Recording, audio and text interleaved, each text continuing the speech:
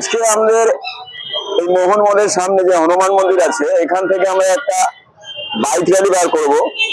তো বাইক র্যালিটা পুরো শহর পরিক্রমা করবে।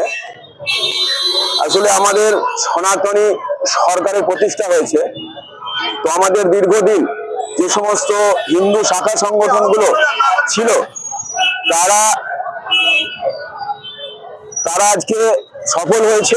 দীর্ঘদিনের যে আন্দোলন, যে সনাতনী সরকার পশ্চিমবাংলায় প্রতিষ্ঠা হোক, তো আজকে সেই সনাতনী সরকার প্রতিষ্ঠা হয়েছে।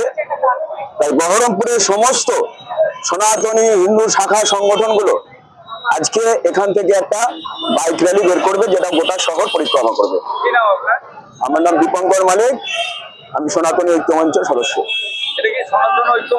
সনাতনী ঐক্য মঞ্চ, রামসেবক এবং অন্যান্য শাখা সংগঠনের প্রচুর ছেলেপুলে আজকে এই বাইক যে আজকে র্যালি হবে সেখানে অংশগ্রহণ করছে, সবাই আছে।